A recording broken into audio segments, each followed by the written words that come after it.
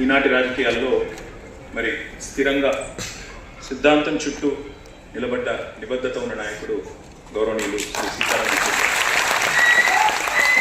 ఎప్పుడు ఏ కండువా మారుస్తారో తెలియని ఫిరాయింపుల ఈ కాలంలో కడదాకా కమ్యూనిస్టుగా బతికిన ఆదర్శ నేత. ఢిల్లీలో వెలిగిన అసలైన హైదరాబాదీ బిడ్డ యెచూరి గారు. హైదరాబాదీ బిడ్డ ఎందుకంటున్నా అంటే మాకు కూడా పూర్వాశ్రమంలో కొంత కనెక్షన్ ఉంది. అదేమంటే వారు చదువుకున్నది ఆల్ సైన్స్ స్కూల్లో, నేను చదువుకున్నది దాని పక్కనే రోడ్ యువతల గ్రామీణ స్కూల్లో. అదేవిధంగా వారి తర్వాత నిజాం కాలేజీలో గ్రాడ్యుయేషన్ చేశారు. నేను కూడా కొద్ది కాలం తర్వాత నేను కూడా అక్కడే చేసినాను. కాబట్టి అందుకే హైదరాబాద్ బిడ్డ అనే మాట వాడతాం. ఓట్ల రాజకీయం వేరు, ప్రజల రాజకీయం వేరు. మేము ఓట్ల రాజకీయంలో వెనుకబడ్డా ప్రజల కోసం జరిగే పోరాటంలో మాత్రం ముందున్నాం, ప్రజల మనసులో ఉన్నామని ఆయన ఒకసారి చెప్పిన మాట నాకు బాగా గుర్తున్నాను.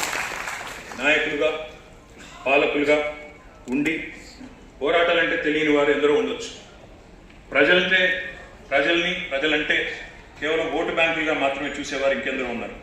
కానీ ఉన్నత చదువులు చదువుకున్న ఒక కుటుంబంలో, స్వయాన మేనమామగా ఒక ఐఏఎస్ ఆఫీసర్గా ఉన్న ఒక కుటుంబంలో పుట్టి అణగారిన వర్గాల కోసం ప్రశ్నించే గొంతుకగా ఎదిగిన వ్యక్తిత్వం చాలా గొప్ప విషయం అని చెప్పక తప్పదు.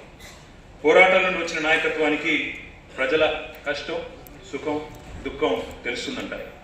అలాంటి వారిలో యెచూరి గారు ఒకరని నేను బలంగా నమ్ముతాను. తిట్లు, బూతులు, రోత మాటలు రాజకీయంగా చలామణి అవుతున్న ఈ రోజుల్లో యెచూరి గారి హుందాతనం ఒక అద్భుత పాఠం భవిష్యత్ రాజకీయ నాయకత్వం. ఎమర్జెన్సీ చీకటి రోజుల్లో జైలు జీవితం తర్వాత భారతదేశంలో ఆనాడు